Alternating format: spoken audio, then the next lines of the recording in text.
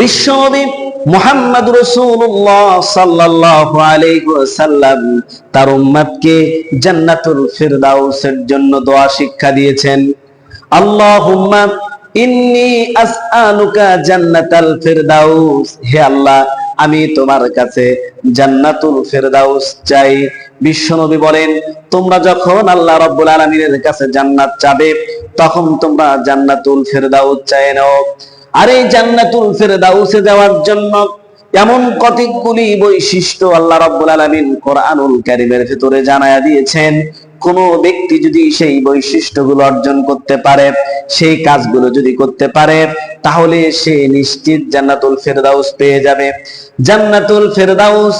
জান্নাতুল ফিরদাউসে যারা যাবে তাদের এক নাম্বার বৈশিষ্ট্য হলো, আল্লাহ কোরআনুল কারীমে বলেন, আল্লাযীনা হুম ফি সালাতিহিম খাশিউন, যারা বিনয়ের সঙ্গে একাগ্র চিত্তে আল্লাহ রাব্বুল আলামিনের জন্য সালাত আদায় করে, সালাতে বিনয়ী হয়, বিনয়ের সাথে একাগ্র চিত্তে ভয় নিয়ে খুশু মন নিয়ে আল্লাহ রাব্বুল আলামিনের সম্মুখে দাঁড়ায় যায়, আল্লাহ রাব্বুল আলামিনের ভয়ে ভয়ে সালাত আদায় করে, অর্থাৎ যারা সালাতে বিনয়ী হয়।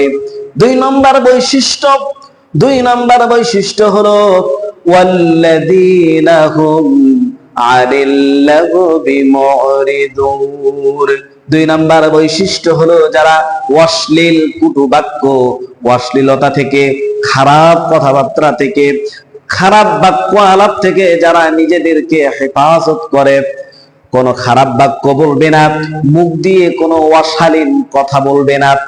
তৃতীয় হলো ওয়াল্লাযীনা হুম লিয-যাকাতি ফাইলুন, যারা তাদের সম্পদ থেকে গরিব মিসকিন দুস্থ মানুষের হক বের করে দেয়, সম্পদকে পবিত্র ও বৃদ্ধির জন্য যাকাত আদায় করে, যাকাতের বিধিবিধান মেনে চলে।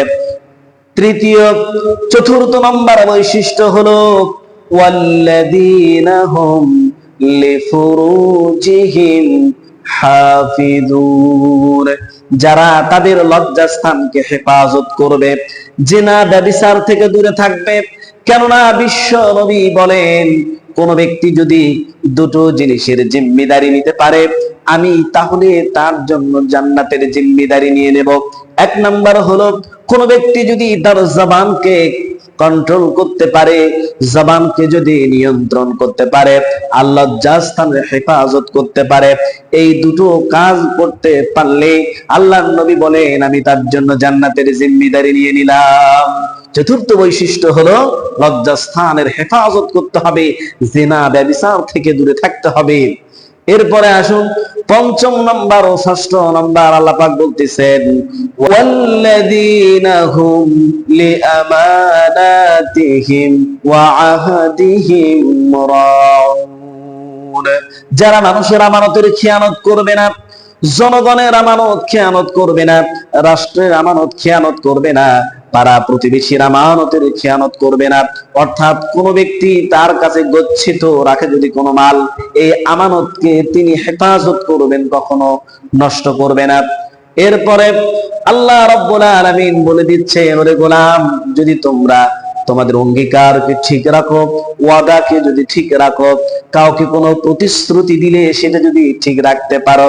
এরপরে সপ্তম নাম্বার একটি বৈশিষ্ট্যর কথা বলে দিলেন, আল্লাহ রাব্বুল আলামিন বলেন ওয়াল্লাযীনা হুম আলা সালাওয়াতিহিম ইউহাফিজুন, যারা ওয়াক্ত মতে সালাত আদায় করবে, ওয়াক্ত মতে সালাত আদায় করবে, যখন সালাতের সময় হবে সে সালাত দাঁড়িয়ে যাবে আল্লাহর সন্তুষ্টির জন্য। এই গুণাগুণগুলি বর্ণনা করার পর আল্লাহ রাব্বুল আলামিন বলতেছেন উলাইকা হুমুল ওয়ারিসুন, ওরাই হলো উত্তরাধিকারী। কিসের উত্তরাধিকারী? উলাইকা হুমুল ওয়ারিসুন আল্লাযীনা ইয়ারিসুনাল ফিরদাউসা হুম ফিহা খালিদুন, দূরে, এই লোকগুলো হলো জান্নাতুল ফিরদাউসের উত্তরাধিকারী। তারা জান্নাতুল ফিরদাউসে প্রবেশ করবে, এই জান্নাতুল ফিরদাউসে তারা চিরস্থায়ী থাকবে।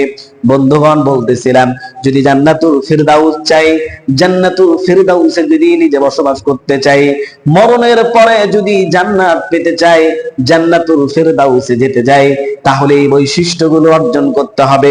একাগ্র চিত্তে সালাত আদায় করতে হবে, অশ্লীল বাক্য থেকে দূরে থাকতে হবে, যাকাত দিতে হবে, লজ্জাস্থানের হেফাজত করতে হবে, আমানতের খেয়ানত করা যাবে না, অঙ্গীকার পূর্ণ করতে হবে। ওয়াক্ত মতে সালাত আদায় করতে পারলে ভাগ্যে এমন সুসংবাদ জুটবে যেটা আল্লাহ কোরআনুল কারীমের মাধ্যমে বলে দিয়েছে।